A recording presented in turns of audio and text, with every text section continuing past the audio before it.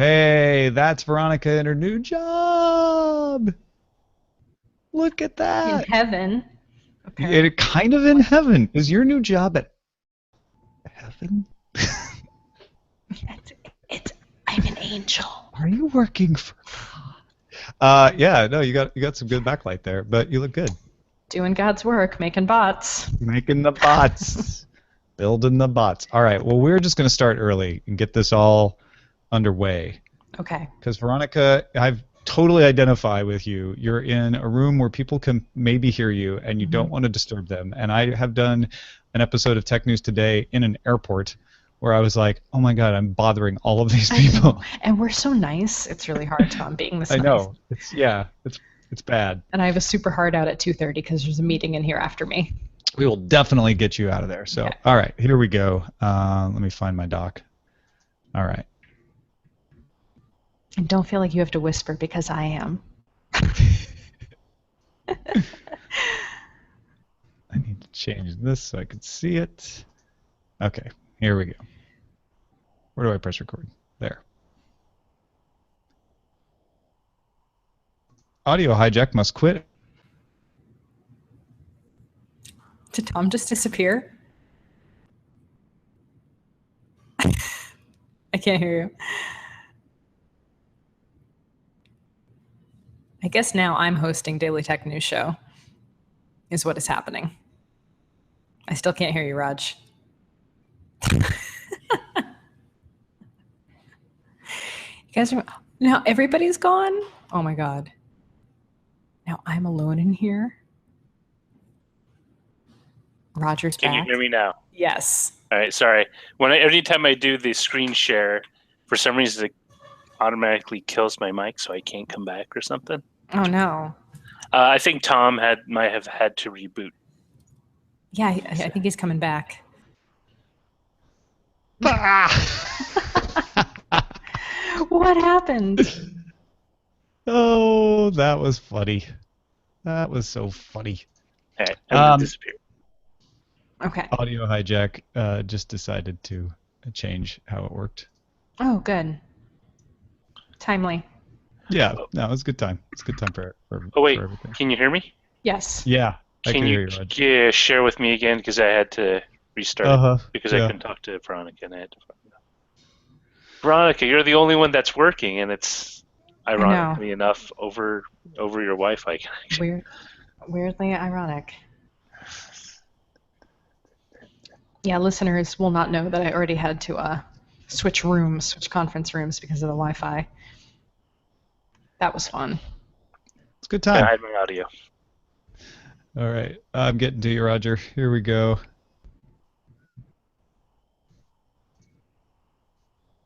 Okay. Back on the attack.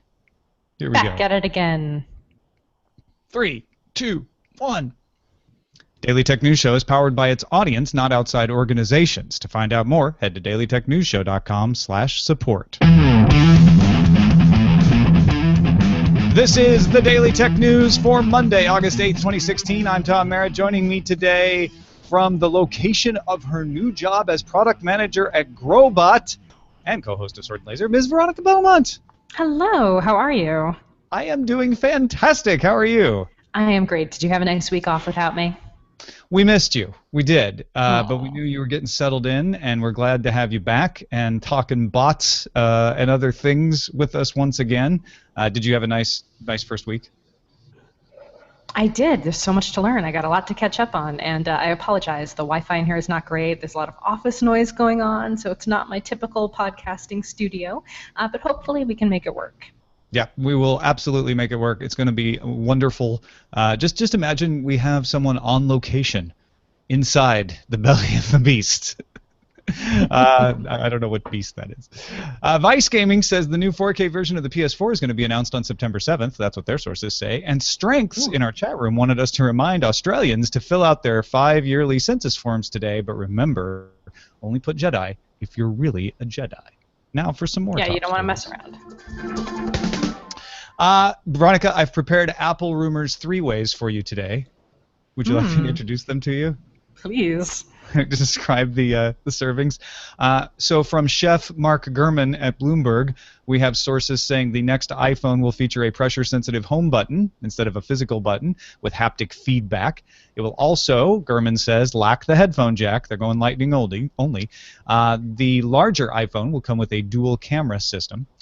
Chef Ming-Chi Kuo of KGI says that Apple will release 2 new versions of the Apple Watch by the end of the year. Now, one of these is just a minor update to the internals, improved processor, better waterproofing.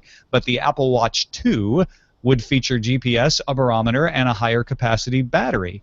And the chefs at 9 to 5 Mac have sources that say new MacBook Pro models will finally come in Q4, have a USB-C connection. Actually, they say 4 USB-C ports, a strip of OLED touch-sensitive function keys, and a Touch ID power button. There'll also be a new 13-inch MacBook. Stories out today pointing out that like Apple hasn't updated their laptops in forever. Like they're basically out of date. Yeah, actually when I got this job, they were like, "Do you need a new laptop?" And I was like, "I'm gonna wait. Thanks. We're gonna wait on that one." That's good advice for everyone who wants an Apple product right now. Like we've got new iPhones, possibly a new watch, possibly new laptops. It's been a while. Like that rumor seems true. And Gurman and Ming-Chi Kuo, Gurman especially, are pretty good track records, so I believe most of this. Yeah, I'm very ready for a new phone. I'm definitely going to be sizing down back to the old form factor, but I am excited. I'm looking forward to it. Well, what's Hulu up to? Hulu said it will phase out the free version of its service over the next few weeks. At the same time, it has launched a partnership with Yahoo View, a new service from Yahoo that will stream free TV episodes of shows provided by Hulu. Yahoo View will get the 5 most recent episodes from ABC, NBC, and Fox shows 8 days after they air. Yahoo also gets some other network shows, full seasons of anime, and some Korean dramas. So essentially, if I'm getting this right, they are going to put the free Hulu out on Yahoo? On Yahoo, yeah. Okay. And that will be the new Yahoo thing. Does this mean I have to download a new Yahoo View app for like my TiVo or my Xbox or all the other places I used to watch Hulu on? That's a really good question. No, you're not going to. Is it web only? If you pay for Hulu, which is really the only way to get most of the stuff that's on those apps, then no, you're fine. That's true, and I do pay. I don't know why, but I do. Yeah, so you're paying because that's the only way to get most of the content on the apps. And now Hulu's like, pretty much you're only going to be paying. Like we've gotten rid of the thing that I used to do where I'm like, well, I'll just play the free stuff on the browser. And there were some free things that would play in the browser that wouldn't play in the pay apps for a long time. But I've gotten over that, and I've found reasons to pay for Hulu that makes sense, content that I want to get that makes sense. So it is an interesting move for them to say, okay, what we're going to do is actually send actually send our content to Yahoo because they'll pay us apparently. That's so weird. And then we don't have to do the free dance anymore. And Netflix, Amazon Prime, they don't have free versions. And it sucks. They'll have previews or free samples sometimes. At least Amazon does, but not like Hulu, where it's like there's just an ad-supported version. Yeah, and I hate this method of you get the 5 most recent episodes, but 8 days after they air, and you never really know if it's going to be available or not. Those kind of things drive me batty, and it's not very good for binge watching either.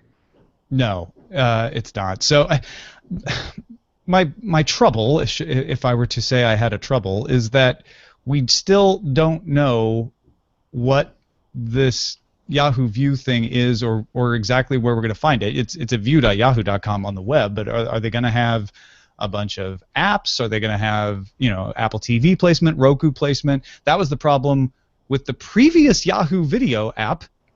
I think it was the one where you could watch Community, is nobody really knew where to find it, and so even though they had Community, nobody bothered to watch it. Right. Disappointing. Yeah. Well, at DEF CON, security firm Check Point presented 4 major security flaws in Qualcomm chip drivers affecting a wide variety of Android phones, most of the Android phones out there, to be honest. Vulnerabilities would allow privilege escalation and therefore get the attacker root access to your phone. Now, the attacker would need to trick you into installing a malicious app to take advantage of the flaws. So, first of all, make sure you're only downloading apps you trust from trustworthy sources. It's not that they couldn't get a malicious app into the Google Play Store, but it's much less possible. And if you're not downloading a whole lot of weird apps, then you're less likely to get this. 3 of the 4 flaws have been patched. The 4th fix is in the patch that comes from Google in September. And Nexus users have received those 3 existing patches, and obviously we'll get the next one with the September suite of patches. But if you're not on a Nexus device, you should check with your carrier or manufacturer. And this definitely points out the problem. I'm not going to bring up the fragmentation word because that's not the issue. The issue is carriers. When the carriers inserted themselves into the process and said, we'll issue the patches, it slows things down. And granted, I don't think any of these are in the wild yet, but the researchers are saying it's only a matter of time. Yes, that is definitely a huge problem. But what I love about DEF CON is everyone finding these flaws and then getting them fixed so quickly. It's definitely one of the benefits of white hatting. We have more streaming news, more video streaming news. Keep an eye on video streaming app Bigo live broadcasting, which was #1 in Singapore until Pokemon Go hit the scene. Also huge in Indonesia, Vietnam, Thailand, Cambodia, and Laos. Partnered with Chinese powerhouse social network YY, another one to note.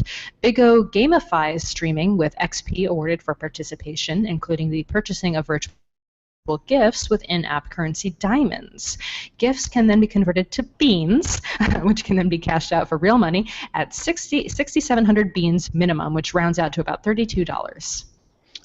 Yeah, so I thought we'd want to talk about this because when Line came around, a lot of people did not understand what it was doing, and it sort of revolutionized things. Granted, Line never took over the United States, but that idea of in-app purchases for messaging, selling stickers, and building a platform for gaming and a messaging app is something people have definitely paid attention to, and WeChat paid attention to that and became huge in China. So I'm looking at this and saying, okay, this gamification of live broadcasting is catching on in a big chunk of Southeast Asia, could catch on in China because of its connection with YY, and that could be the next thing that we start to see live streaming apps like Periscope or Facebook Live start to look at and go, hey, wait a minute, maybe we need to get in on that. But what do you think of that gamification and that weird diamonds to beans currency thing?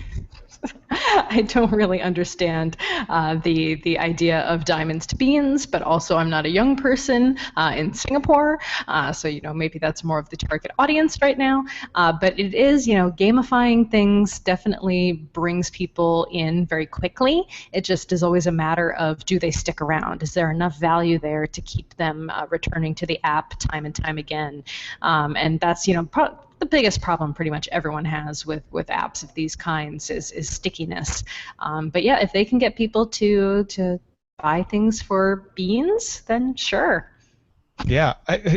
She says, confused about beans. Well, okay, I think, granted, I am a 46-year-old man in the United States of America, but I think I understand how it works, which is the diamonds thing is just your general in-app purchase, right? Mm-hmm. If you've ever played any game where it's like, oh, I have to buy the gold, so then I can spend it in the store to get the lures or the things, that's what that is. And then what you buy with the in-game currency are perks that you send to the creators. Like, right. Oh, I'm going to send you a little teddy bear sticker, right? It's really not that far from stickers. The weird part is when I, as a creator, then receive these gifts from people. It's not that different from the emojis in Twitch, I guess. I can then convert those to beans. So I guess I shred the gift and turn it into beans, and then turn the beans into cash. But the beans are also listed publicly, so people know how many beans I have, and that's a status symbol. So you don't really want to cash them out because then your number goes down. They were talking in this Tech and Asia article about somebody who has like 800,000 beans. Very heavily weighted. Yeah. This reminds me of so if you take your Snapchat score And if you could somehow take those points and convert them into a currency and then use that to buy like filters or something like that, but your number was also a sign of your prestige in Snapchat. Right. You didn't really want to spend them more than you had to, just when you really wanted to. So it gives them weight. It gives them some amount of meaning. They're not meaningless. They have both prestige and value in a store.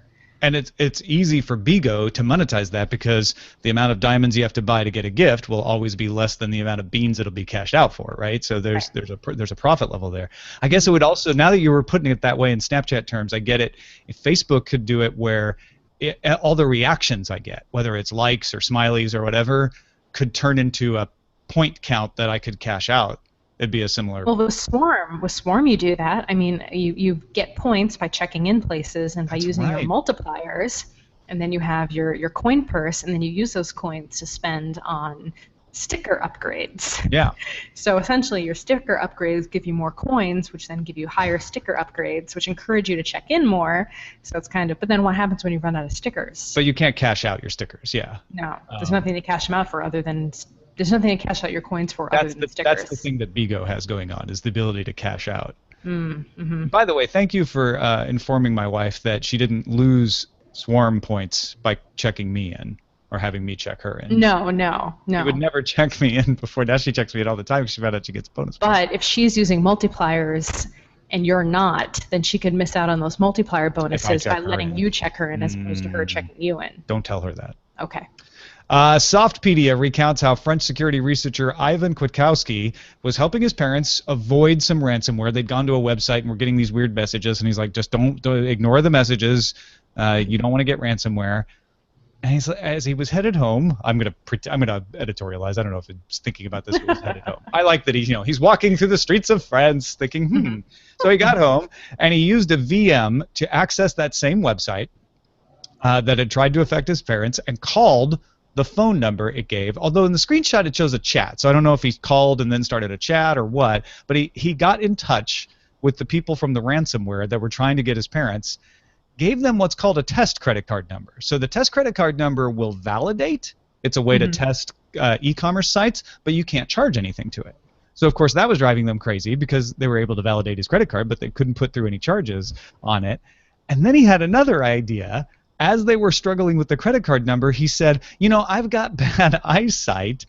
Can I send you a photo of the credit card? And of course, the ransomware people are like, yes, please, send us the photo of the credit card. So he just went through his spam folder, found a zip file of the Locky ransomware, renamed it photo823.png.zip, and then sent it through the chat and said, here's the photo. And then the researcher, or then the person on the other end wrote back, I tried opening your photo, nothing happened. To which Ivan Kwiatkowski said, something's happening. He didn't say it out loud. Don't worry, something's happening. But as that nothing was happening, that entire person's computer was getting encrypted by ransomware. So Ivan says we have a moral obligation to waste these people's time. And I can't say I don't admire the turnabout, the turning of the tables. Is that okay to do? No. I think it's okay to do. I think it's a little dangerous because then you're potentially pissing off the people who have the encryption key to your ransom drive. But at the same time, it's kind of funny. Yeah, no, that's a fair point. Nobody's drive had been encrypted at this point. He had stopped it from attacking his parents. And of course, he didn't let it encrypt. He was using a virtual machine anyway. So turnabout is fair play. Yeah, pretty ingenious. Thanks for the folks on the subreddit for calling our attention to that. That's amazing. Motherboard notes that the new Xbox One S has a sticker on its case warning the owner that the warranty will be voided if the sticker is removed. Motherboard's Jason Keebler notes that this is probably against the law. The Magnuson-Moss Warranty Act of 1975 prohibits manufacturers from forcing consumers to use certain parts or repair professionals in order to maintain a warranty. Frank Dorman, a spokesperson for the Federal Trade Commission, told Motherboard the stickers imply that, quote, consumers can't use parts the warrantor doesn't pre-approve, which violates the you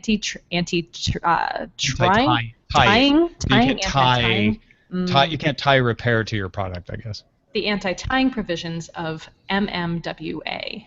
The Magnuson-Moss Warranty Act is your friend, folks. In fact, Motherboard points out that the Xbox One S terms of service prohibit you from repairing your own machine, which, of course, Frank Dorman says is a direct violation of the MMWA. So this is from the mouths of the FTC saying, hey, that's not really along with the law. Now, the reason companies, and it's not just Microsoft, do this is because they can get away with it. They know nobody's going to sue them, and they want to dissuade people from messing around and messing up their Xboxes. But Motherboard gave a great example. If you had a hard drive go bad, or maybe you just wanted to increase the storage space in your Xbox, and you put in a new hard drive, and the HDMI port goes bad, there's no relation to that.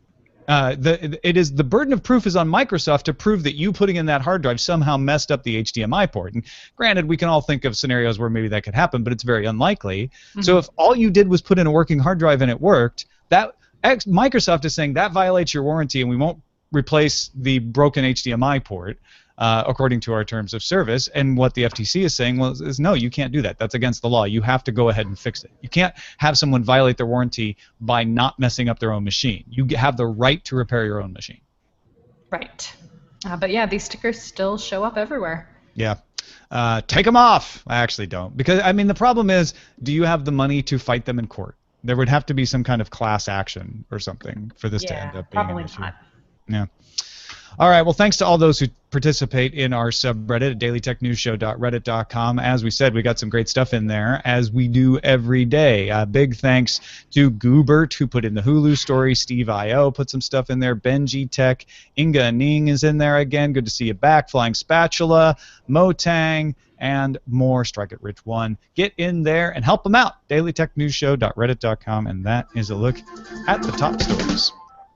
All right, speaking of the Federal Trade Commission, I would never promote a show as being FTC heavy, but we do have two stories about them today. Michael Ostheimer is a deputy in the Federal Trade Commission's Ad Practices Division and said the agency is going to start cracking down on undisclosed sponsored content that is broadcast on social media, particularly. Now, they do include YouTube videos and stuff in here, but mostly they're talking about Twitter and Facebook. The responsibility and liability for disclosure is on the advertisers, not the content creators. For video ads, the FTC says that sponsored content must be disclosed audibly as well as on screen. They said hashtags may or may not be sufficient. A hashtag AD for ad could meet the criteria if it's at the beginning of the post. But just putting SP at the end, they're like, people don't know necessarily what that means sponsored. If it's at the end amongst 7 other hashtags, it gets lost. That's not enough. Sarah Fryer and Matthew Townsend at the Bloomberg at Bloomberg. Not at the Bloomberg. There's only one Bloomberg, though, let's be honest. The Matthew Townsend and Sarah Fryer at Bloomberg found that the ad agency Captivate reported upwards of $225 million spent on Instagram-sponsored content per month, with hashtag ad usage up 250% for the month of July, year over year. And of course, the FTC really caught people's attention when they settled a case with Warner Brothers Home Entertainment over payments to PewDiePie, who was promoting Middle-earth: Shadow of Mordor, but in the FTC's opinion, had not disclosed properly that he was being paid by Warner Brothers. Yeah, this is something that's been going on for years now. In fact, I remember a couple of years ago, people really started being very, very careful about making sure to put in that ad hashtag or that sponsored hashtag and make it very clear when advertisers were being involved with content creation. And I think I really first started seeing it mostly with beauty bloggers, primarily. There were a lot of makeup and fashion bloggers who had to basically write a blog post saying, hey, from now on, you're going to see like a big portion of this post basically disclosing that these products are being paid for. These posts are being paid for, and that these products were given to me for free by the brands that are being mentioned here. And I think it's really important because at the end of the day, a content creator really only has the trust of their audience to go on. Like, that's their primary currency. And so being clear about what is sponsored and what is not is an important part of maintaining that trust. However, at the same time, as being someone who in the past was considered a influencer and attempted to, brands would come to me and say, we want you to promote our product, or we want you to promote our event. I was always very, very choosy about the kinds of things I would engage with, because you don't want to break that bond of trust and do something that's not natural for your audience. That makes it really weird and kind of bizarre when you do promote things that don't fit in, but also being really clear about what was an ad and what wasn't. But it feels uncomfortable. Like when I was hosting something for, they mentioned Intel in one of these stories with iJustine. I've done work with Intel too, and I always had to be very clear, like, this is a paid gig. But it feels kind of crappy to have to write, it feels unnatural. Yeah. But at the same time, you can't risk setting something off like this, getting the sponsor in trouble, getting yourself in trouble, losing the trust of your audience. It's a very, it's a tightrope that you have to walk. Yeah, one of the ones that they mentioned here in the Bloomberg article is DJ Khaled on Snapchat. Very obviously has a paid promotion for vodka. He's always talking about a particular kind of vodka, and it works really well because if you follow DJ Khaled, he's got these little slogans, these little bits that he does that stick in your brain, right? We the best, don't play yourself. And so he's made the vodka part of that shtick, and it sticks in your brain. So it's incredibly effective. It's pretty obvious to me that it's a paid promotion, but he never says it. Never says it. Right? Never. And the question is, does he need to? Like, it's one thing, yes, if you're a news reporter, I don't think you should ever do this. If you're someone who does, like, video game reviews or just, like, unboxings or, like you say, beauty blogging. But that's the thing. It's a little more of a gray area. That's where the trust comes in, though. And that's where the disclosure needs to happen, for sure. If you're just an entertainer, and on Snapchat there's not an easy way to do it, does it matter to you that it's not clearly a promoted thing? It's because remember, we're talking about endorsements. We're not just talking about sponsorships. It's one thing to have an ad play before your thing, or to say, like, this episode brought to you by X. It's the endorsement that is the issue. And in fact, the FTC's Michael Ostheimer says in this Bloomberg article, we don't crack down on product placement because those are fictional characters in most cases, in sitcoms and movies. They're not making an endorsement, and they're not a real person making an endorsement. When you're a real person on Twitter who normally says, I like this, I like that, when you're being paid to say I like this, customers need to know that. I agree. I'm not really sure how DJ Khaled would really be any different from some of those other situations. If he started showing off another brand of alcohol, like in his Snapchat, I would be like, oh, is this another sponsorship, or do you actually like this? Yeah. I think it just brings into it. I mean, if you really care about this kind of thing, if you really like a personality or someone on Snapchat, it might make you start thinking about, like, what they're really in it for, I guess, or like what there is really true to them, because you tend to like people because you feel like you like something, some aspect of their personality or taste. So if that starts being affected in a very strong way by brands and sponsorships and product placement, then you start to feel like you're getting a less legit version of that person, a less authentic version of that person. Well, and a lot of creators argue that they will only engage with sponsors that provide products that they believe in. Well, that's what I said, yeah, for myself too. Well, yeah, exactly. So then you're still putting more trust in that creator, but I think it's even more important to disclose then, because you don't want it's all about appearances, right? You don't want the appearance when someone finds out, wait a minute, Veronica said that she really loved that vodka, and now I find out she got paid for it. Does she really love it? And then you come back and say, no, I would have never done the sponsorship with them if I didn't already love the vodka. But then it's too late. So you have to disclose. Say that up front. Yeah. Totally. Exactly. And I know plenty of people who do YouTube videos and things like that who get paid to do videos, and they are very, very clear, like, we want to disclose, we just need to know the rules. What the FTC is saying is, this is on the sponsors. This is on the people paying you. They need to be clear with you what they want you to say, and they need to meet the guidelines. Because, yeah, it's a little uncomfortable if, let's say, RC Cola is paying me to say I love RC Cola, which they're not, by the way. I've been accused many times of being paid, and I'm like, I wish I was. But if they're saying, yeah, but just put a hashtag SP at the end, that's fine, right? And if you're the creator, you're like, well, wait a minute, I don't know if that's okay, and then you get in trouble.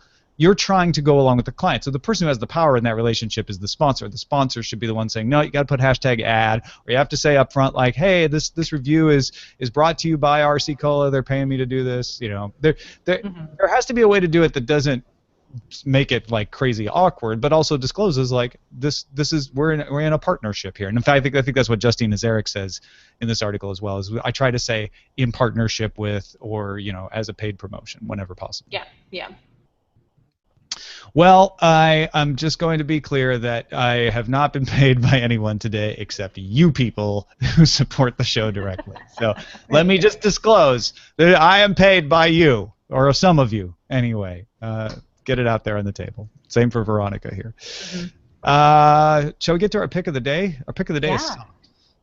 Yeah, do you want me to read it? Well, you're wearing the sock. I'm not even wearing socks, so I feel it would be wrong for me to read this. I can't see my socks. Hold on. You can't see it on the audio version, but Veronica has Argyle, multicolor Argyle socks. Slack socks. I was going to say, those are the Slack colors, aren't they? Yeah. That's amazing. Okay.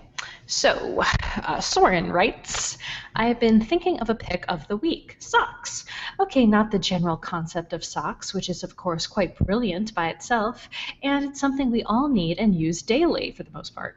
But my pick is more specifically the Swedish sock brand Happy Socks. They're socks and they are happy, two great things. Also, they're Scandinavian, which I, being Danish, of course appreciate too. I like wearing colorful socks, and I find Happy Socks to be of a very nice quality, and they have some awesome designs. In addition, they have awesome customer service. I once received a faulty pair of socks. One had a tiny hole in it, and they promptly sent me a new pair free of charge. No need to return the faulty pair. And luckily, the hole wasn't so big that it made the original pair unusable, so I effectively got a free pair. Anyways, in my experience, they are a very nice company. They can be found at happysocks.com, and they have quite a few worldwide sites, so I think most of your listeners will be able to use them. Regards, and love the show. Now, I picked this, I put this in the lineup before we had picked our topic for the day, and it strikes me that this comes across very much as the kind of sponsor that would sponsor a show. Totally not sponsored. That's what our pick of the day is about, is exposing you to the types of things that maybe you would find from a sponsor, but it doesn't cost anybody anything. So this is just Soren sending you to Happy Socks. We don't know if they're that happy. We don't even know if they're socks, but Soren recommends them. So there you go. I'm very familiar with the brand Happy Socks, and I'm a fan as well, though I don't own any. No, I owned them. They did a partnership with J. Crew, and I owned a pair of Happy Socks. You don't anymore? No, I still have them. Did they get depressed? Did they become depressed socks? But they are about to fall apart. I need to buy some more. Okay. Send your picks to us, folks. Feedback at dailytechnewsshow.com. You can find more picks at dailytechnewsshow.com/picks. Real quickly, Nate Langston and I are partnering up. Totally unpaid. I tell folks on his podcast text message what's been happening on DTNS, and here is Nate to tell you what's been happening on text message. Hey, thanks, Tom. Now, in the UK, we have a state broadcaster, the BBC. You've probably heard of them, which means everyone has to pay somewhere near the equivalent of about $200 or more a year if they own a TV, even if they don't watch the BBC. Now, previously, that never covered on-demand services from the BBC's iPlayer, but now it does. And there are some really weird rules and methods of enforcement that we've discovered. Join us this week to find out what they are and how this whole thing works. That's on text message right now at textmessage.co.uk or just techpodcast.uk. Back to you, Tom. Techpodcast.uk is a brilliant URL. And that's really cool. I can't wait to listen in and find out for myself. Our message of the day is from Mike, a one-day behind listener from Carl-plagued San Francisco. Carl the Fog. Let's say you are a Comcast networking engineer, says Mike. Any chance you might give priority bandwidth to, I don't know, speed testing sites? Perhaps even, I don't know, analyze their tests and cache data and responses near the edge of your customers? After doing that, what might be your next step for the Amazon video stream, which competes directly with your video offering? I'm not accusing anyone of anything, but it's a lot easier than cheating on a smog test. Yeah, so he's in response to the speed test rankings of the average speeds in the U.S. showing that Comcast was number one. He's like, thinking these things. It is an arms race definitely ISPs have been caught trying to game the speed test system, and speed test is constantly trying to stop them from doing that because their whole business falls apart if their numbers aren't reliable. So yeah, I'm not. Yeah, I know. I'm not saying that the numbers are worthless, and I actually think speed test is good enough at this, from what I can tell, that it wouldn't end up affecting the overall numbers. I think Comcast is just doing a good job rolling out speeds, and that's just how bad the U.S. speeds are, that they can get on top like that. But it's a good question. It's a good question to bring up. Thank you, Mike, and I hope you are not plagued too much more by Carl. I wouldn't put it past anybody. Nope. No. Definitely I knew better. Well, that is it for this episode of the Daily Tech News Show. Veronica, it worked. You did it from your new job. It was okay. It was pretty good. I think it held up. Yeah, absolutely. How much could you tell folks about what you're doing there? Well, Growbot's already out on the market. I'm the product manager here, just on my second week, so I still have a lot to learn. But yeah, if you're in Slack, if you work with a team, a small company, a large company, Growbot is a great way to get feedback from your fellow employees and kind of keep track of all the feedback you've had over time, and just give each other props for a job well done. Some huge companies are using us, some tiny companies are using us, and we're having a lot of fun building out the product. So if you want to talk to me about using Growbot, or if you want to test it out and let me know how it's going, yeah, just ping me. I'm on Twitter at Veronica or at TryGrowbot. Excellent. And thank you to our sponsors, all of the patrons at patreon.com/DTNS, all of the people who give through PayPal, and the people who shop at our stores. If you want to know what all of those are and how you can join us, if you're willing to support the show, head to dailytechnewsshow.com/support. Our email address is feedback@dailytechnewsshow.com. You can catch the show live Monday through Friday, 4:30 p.m. Eastern at alphageekradio.com and diamondclub.tv. And you can visit our website, dailytechnewsshow.com. Back tomorrow with Ayaz Akhtar as our guest. Talk to you then.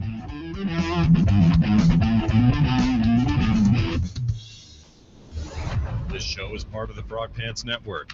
Get more at frogpants.com. Diamond Club hopes you have enjoyed this program. Good show. Yay, some good titles. Yeah, what do we got for titles there? I like Diamond Club to Beans. Diamond Club to Beans. But I think that might break they might break the title. Grow some bots will ya. Can you hear me? Mm-hmm. Yeah. Cool. So hard to tell. DTNS, Daily Tech News Show. Disclaimer, DTNS is sponsored by you. Daily Tech News Show. Okay, I get it. Yeah. Oh. I was like, I thought you said show, and I'm like, but that's actually the name of our show. Shill. The shill. Right. Disclaimer, Tom is not sponsored by Royal Crown Cola. The Diamond Club to Beans won't break the title, I don't think. It won't? Do you think people will get it, though? No. That's. I don't think I like. Yeah. If it was the main topic, I'd risk it, but it kind of loses the point. There. E2 scammer. That's pretty good too. Apple rumor fritters. Oh, I want an apple fritter right now. The magic beans of live streaming. Looks like Don't Tell Eileen is certainly winning. Come on, don't tell Eileen that you get fewer points when you check in with the multipliers off. Disclaimer, Tom is not sponsored by Royal Crown Cola. Is moving up the charts too. Yeah. All right, I should probably get going. All right. So yeah. what do you want to go with? Disclaimer? Do you have a final vote before you go, Veronica? I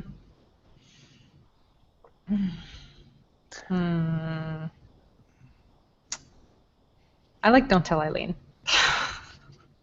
It has nothing to do with the show. We'll see if she notices. Okay. Bye, guys. All right. Bye, V. Bye.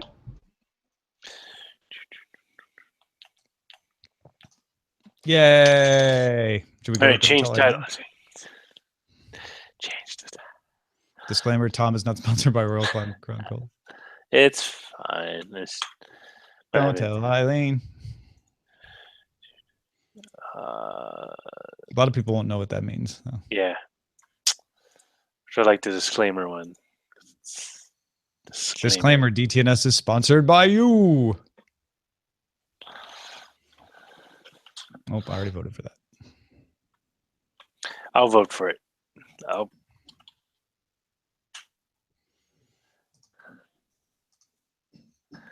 9. It's at 9. What, the Royal Crown Cola one? Yeah. Is that what we're going with? Yeah. Sorry, Veronica. Well, it ties in with the show. It's way too much. It's way too long, though. All right. What about... what if we just shorten it to RC? Yeah, yes. That works. And that looks like Roger Chang. Yes, or remote control. Remote control. Beatmaster is not sponsored by Pastebin. It's so true.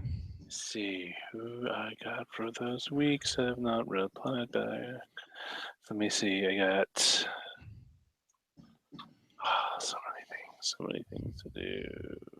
Yeah, if you've been wondering where Patrick Beja is, he is European, so he's taking a big chunk of August off. That's why we had it was Lamar on Tuesday last week. Was that right? And IS tomorrow.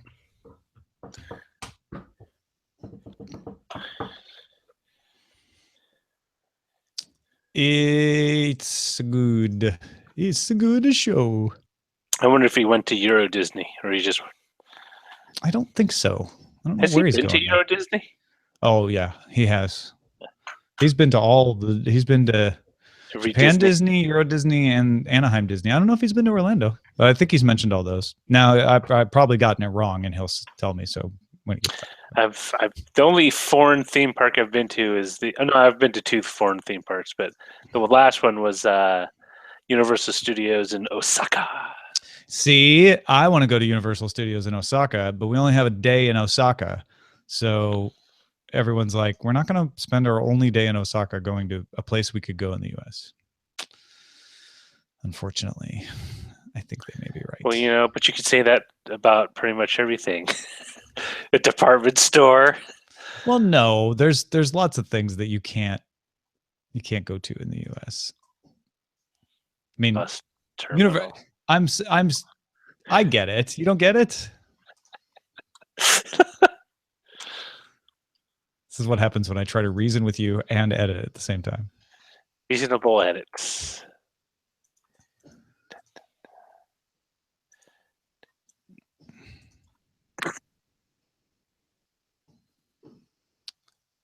Okay. I'm trying to. I can't forget to put Chris the podcaster's tech and travel into this episode. Who has not gotten back to me? Oh, Ashley, Erin, she did not get back to me. Terry, I need to schedule him. Oh, cool. Yeah, I need to get in touch with Terry. I'll figure out a day with him. Bunch of people. All right. Oh, shoot. Why is it doing that? Okay. I have to remember to edit off the big long pause at the beginning of this recording that happened.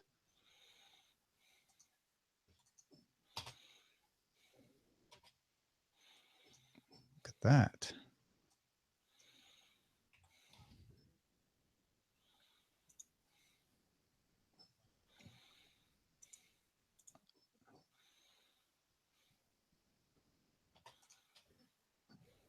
That's the wrong one. What happened? I imported the wrong audio file.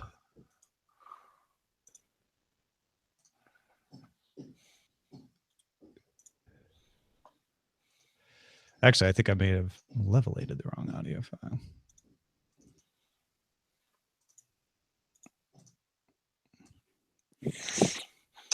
Yeah, that happens sometimes. So I re-leveled Owen's episode. Oh, instead of doing today's episode. And the reason I know that is because I went to the front and I was like, hold on, that doesn't have a gap because I started the recording. Remember, I started the recording and then it just went poof. So like that doesn't have the gap from when I started the recording. So we've got more time to chat, more time for you to tell me about all the things that I should do in Japan. I guess eat. Don't shop for clothes. Oh, actually, you might be able to. I wasn't able to. They have my size, but they're cut for scrawnier people. So, like, if I got something that would fit, and it's not because I have a pretty wide chest. It's not like I'm got man boobs or something. I just got a broad chest. But if I got anything that was designed for that, width, it was designed for someone who's 6'2", right? So if I wear it, it's like down to my knees, like a coat or something, or a jacket, or their pants. Same thing with the pants. Shoes are ridiculous. I have 11.5 triple E's. Try to find you clown have shoes. Your feet are 11.5. Yeah. Wow. Why do they not? No. That's mine are like 10.5 or 11 depending. So I would not have expected you to have. I have hobbit feet, where they're not hairy. That's are they gnarled? No, but they are big. I guess people say they're big for my size. I don't know. Maybe at some point I was destined for real estate that was soggier, where bigger feet would help me to amble across it. You were meant to be a some kind of river creature. I guess. I don't know. I don't like being wet though. I mean, I don't mind being in the water, but when you're drenched and your clothes are wet, it's kind of gross. Yeah, that's gross. Let's see, Terry. Who else do I need? Who's lovely Matilda? Oh, that was that weird adult friend finder thing. Eesh. I get so many of these. It's so annoying. Non hasn't gotten back to me. Evan. Hey. Now we have. Oh, I have to get back to Evan Thursday. Yeah, I got that guy. Lloyd I have to get back to. So many people have to get back Evan to. Who? That's the computer vintage computer. Yeah. That Evan. Got it. Interesting. I thought his last name was Kobold, like the gnome-like creature in D&D, but it's not. No, take candle. That's what the kobolds say in World of Warcraft. I like the gnomes. Are they the ones that build all the little mechanical contraptions, or the doors, or whatever? In Warcraft, yeah. Yeah. Mortar. And then they build the little blimp things. Pretty cool. Pretty cool race. Mm-hmm. Hey, I didn't say I had freakish feet, Scottus. I just said I had 11.5. Doesn't make it freakish. Jesus. You know what they say? How tall are you? If you don't mind my asking, how tall are you? I am 5'9", literally on the nose. Like the nurse measured me. Your feet are a little big for your height, but it's not freakish. I would not call that freakish. How is it freakish? No, I would not. I think they're the exact if you were size. If you were like 5'4" and you had size 13 feet, then you're starting to border on what might be considered odd. You know what Lawrence Fishburne said? Remember Lawrence Fishburne on Pee-wee's Playhouse said, "Hey Pee-wee, you know what they say about cowboys with big feet? They wear big boots." Yeah, that's the truth about Roger. He does wear big boots, and his wife likes big boots on him. When he wears them. Triple E's. I don't know why my feet are so wide. That's actually wide too. I think my dad was double E. He had some pretty wide feet. I unfortunately sometimes have to go up to a 12 because no one stocks a wide enough shoe. Mm-hmm. And so if I get my one that actually fits the length, you'll take the floppy toe in exchange for the proper width. Yeah, because honestly, having crushed toes is incredibly bad for you. Yeah, I could see that. 11.5. Freakish. See, now I'm looking at my feet thinking like they're a little too big. See, now I know why Chinese women had their feet bound. People were so self-conscious about big feet. That and the men didn't want their wives to walk away. from a bad marriage. But you know, when you got concubines and porcupines. Concubines and porcupines? That sounds like some kind of like 70s sitcom. Concubines like a and pop porcupines. song. Pop song. Oh. Concubines and porcupines and cranberries. Well, what's interesting, and this is totally not safe for anyone under the age of 18. All right. Just back away from your television sets, folks. Porcupines are the only other land mammal that do it missionary style. People always wonder, how do they do it and not get stuck? If your kids are asking, that means they're too young whatever to know. you want to tell them it means.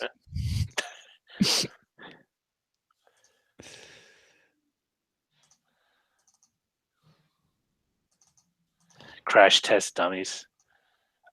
That was just a horrible. You know, I really got hooked on that song because they kept playing it in rotation. That song. Oh, But man, that album is stupid. There's just so many stupid songs on that. There's so many crappy bands from the 90s that I look back and it's like, what were they thinking? Remember Ween?